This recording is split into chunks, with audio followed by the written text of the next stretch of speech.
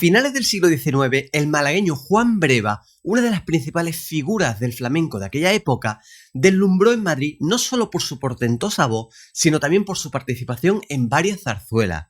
En el episodio 51 del podcast Sonidos Olvidados del Flamenco te compartiré algunas de las historias de su paso por estas obras escénicas y podrás disfrutar de algunas composiciones de la época para piano inspiradas en sus cantes.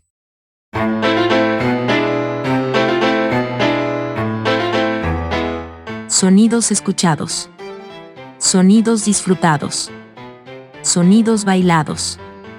Sonidos relegados hoy al olvido. Pero es posible hacer algo por ellos. Hagamos memoria. Soy José Miguel Hernández Jaramillo y os invito a enrolaros en este viaje por los sonidos, historias, espacios y personajes que formaron parte del flamenco del siglo XIX.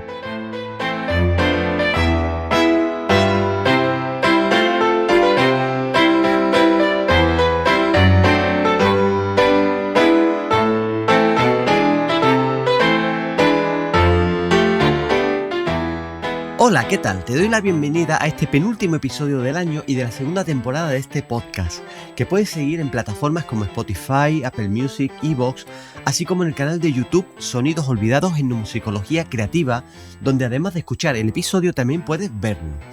Hoy me hace especial ilusión hablar de uno de los grandes cantaores del siglo XIX y principio del XX, don Juan Breva. Curiosamente, ni se llamaba Juan ni su apellido era Breva. Su nombre real era Antonio Ortega Escalona, nacido en Vélez, Málaga en 1844 y fallecido en Málaga en 1918. Podría contar muchísimas cosas sobre este cantaor, como que fue dado por muerto en varias ocasiones, o que llegó a ser probablemente el artista flamenco mejor pagado de su época, y sin embargo, al final de su vida apenas le quedaba dinero para cubrir los gastos de su entierro. Pero hoy he decidido centrarme en una faceta menos conocida de su carrera, su papel protagonista en varias zarzuelas del género chico. Juan Breva llega a Madrid en el verano de 1879 para cantar en la temporada de verano del Teatro de Paúl, también llamado por aquel entonces el Teatro de la Bolsa, que estaba en la calle Barquillo en Madrid. Su éxito es inmediato, según se deduce de las crónicas de la época, como esta. Está llamando notablemente la atención del público que concurre diariamente al Teatro de la Bolsa el cantor flamenco Juan Breva, que es una especialidad en malagueña por la extensión de su voz, la notable afinación que tiene y sobre todo el estilo puro del país. Si vemos los programas de aquellos días, las funciones comenzaban a las 8:30 de la noche y voy a leer los números que se anuncian en una de estas funciones. 1. Los Parvulitos. 2. Cante y baile flamenco. 3. Historia de una maleta. 4. Canto y baile flamenco. 5. El poeta de Guardilla. 6. Canto y baile flamenco. 7. Estos son otros López. 8. Cante y baile flamenco. O sea, entre cada obra que se hacen se mete o se introduce un número de cante y baile flamenco en los que participa entre otros Juan Breva. Está claro por qué a este Teatro de la Bolsa se le denomina en esos años 1879-1880 el Templo del Flamenco. Es tanto el éxito que obtiene y la impresión que deja en el público madrileño que Arderius lo contrata para cantar en una zarzuela llamada Periquito. Esta zarzuela era un gran montaje, por ejemplo había más de 200 trajes, fastuosos bailes y hasta 11 decorados diferentes, a la que Juan Breva se une desde la tercera función. Esta zarzuela se representaba en el Teatro Circo del Príncipe Alfonso, que se ubicaba en el Paseo de Recoleto, que se encuentra a unos pocos minutos caminando de la calle Barquillo.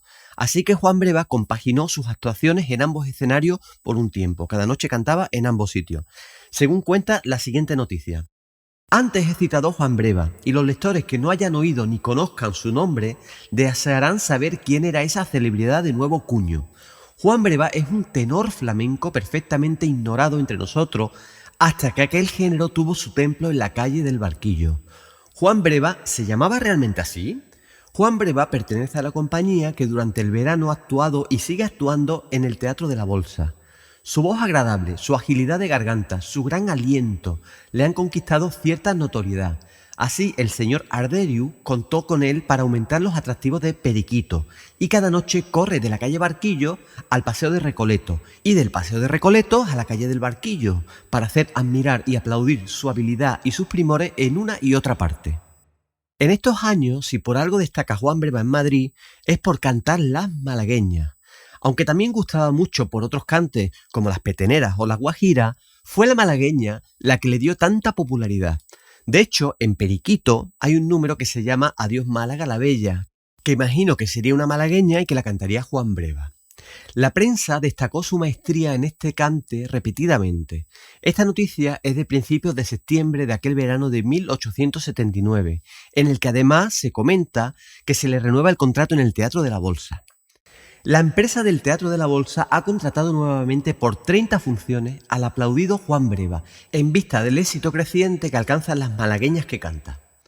Pues vamos a escuchar una malagueña de Juan Breva, pero no de ninguna grabación de cante, sino en una partitura editada en Francia a principios del siglo XX, titulada precisamente Malagueña de Juan Breva. Esta malagueña es para piano y voz y fue compuesta por Pedro González y Campos.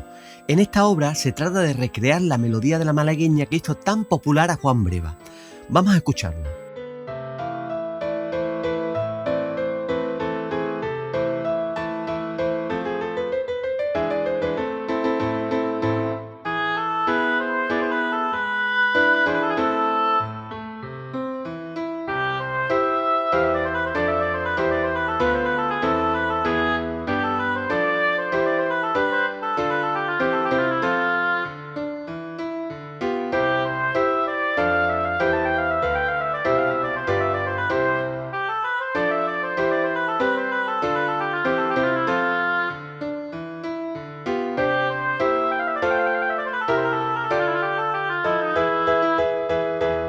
Al año siguiente encontramos a Juan Breva formando parte de otras obras escénicas en Madrid.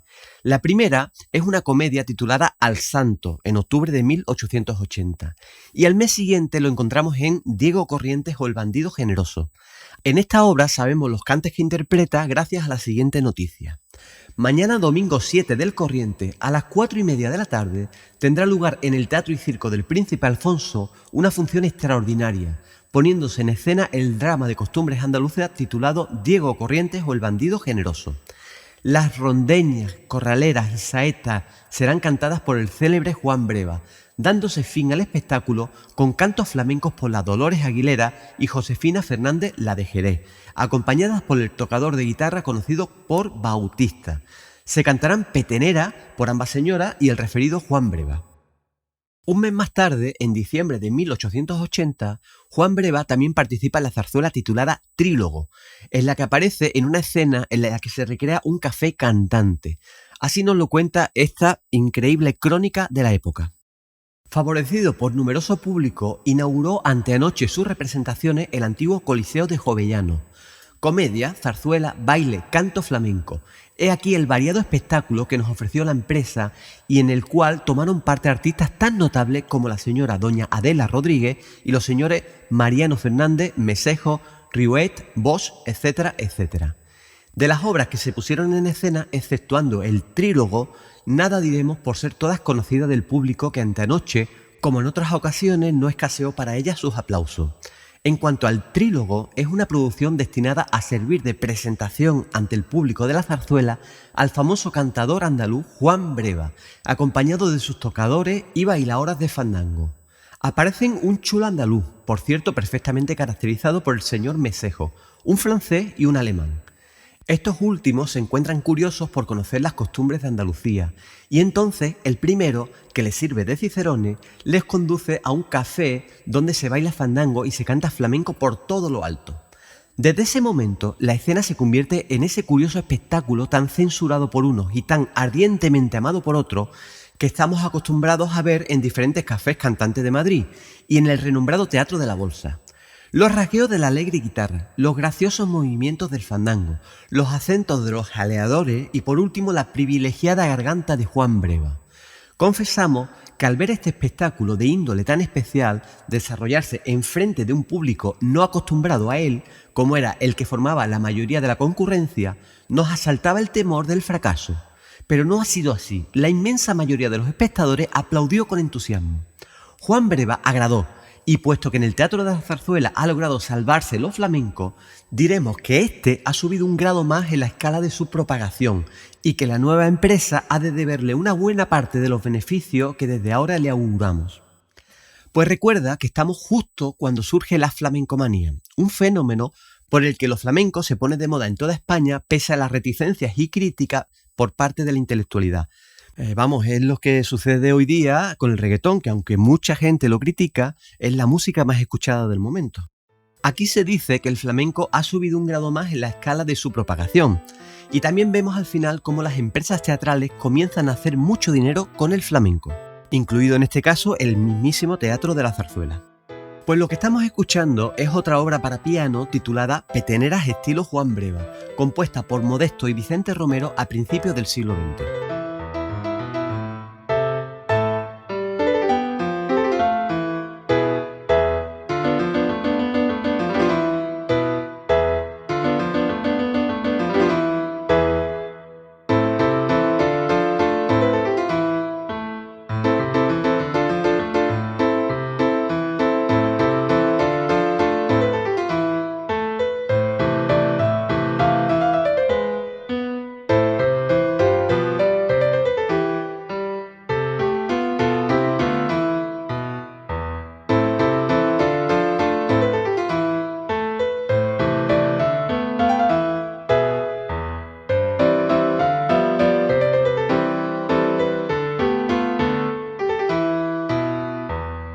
Otras zarzuelas de las que tenemos noticias que participó Juan Breva fueron, por ejemplo, Callos y Caracoles en 1882 y La Cigarrera de Cádiz en 1886.